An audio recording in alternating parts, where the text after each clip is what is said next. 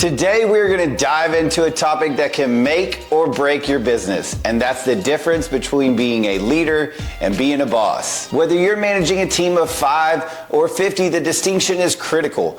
Being a boss might be good for getting things done in the short term, but being a leader creates a culture where people can thrive and success is sustainable. Let's talk about what sets the two apart and how we can step into the role of a true leader. Let's start by breaking down the difference. A boss is task focused. They give orders, they monitor results, and they expect compliance. A leader is people focused. They inspire, they guide, they work alongside their team and achieve results. Here's the key. Bosses rely on authority while leaders build influence. And that influence, it's what creates long-term success for you and your team. So now let's talk about 3 key traits that separate leaders from bosses and how you can embody them. 1, we've got empathy over ego. A boss says, do this because I said so. A leader says, let's work together, let's make this happen. Empathy means understanding your team's perspectives and their challenges. Leaders who grow with empathy, they build trust and loyalty with their teams. Early in my career, I was so focused on driving results that I didn't take time to understand my team's struggles. It wasn't until I started asking questions and really listening that I saw a shift in my team. Their productivity went up, not because I pushed harder, but because I showed that I cared. Here's some things that you can do. Have a one-on-one conversation with your team regularly. Ask questions like, what's going well? What challenges are you facing? How can I support you better? 2, clarity over control. A boss micromanages and creates confusion. A leader is going to set clear expectation and give their teams the freedom to execute. Clarity provides direction and purpose.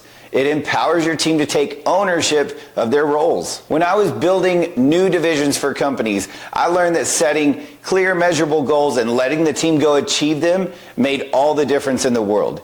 It wasn't about controlling every step. It was about building the vision with them and trusting them to go execute on what we had talked about. When assigning those tasks, be very specific about the objective, the deadline, then the resources that they have available. Then step back and let them do their thing. One of the sayings I like to say is let the thoroughbreds run. Number 3, we've got inspiration over intimidation. A boss will motivate through fear or pressure.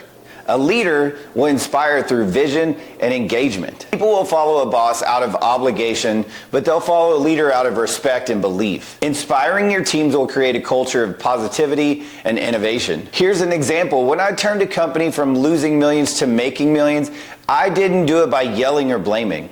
I painted a clear picture of what the process could look like, and we rallied the team and we shared that goal. I made them feel like we were in it together because we were. When you're doing this, communicate your why behind every project, behind every initiative. Show your team how their work contributes to the bigger picture. Here's the bottom line. Being a boss is about authority, but being a leader is about service. It's about showing up for your team, building and creating an environment where anyone can succeed. If you focus on empathy, clarity, and inspiration, you'll see a transformation not just in your business, but also in your team's morale and their performance. So what's one step that you can make today to shift from boss to leader? Drop it in the comments. I'd love to hear it. And if you're ready to grow your leadership and transform your business, don't forget to like, subscribe, hit the bell so you never miss a video. Leadership isn't about being in charge. It's about taking care of those in charge. Let's lead together.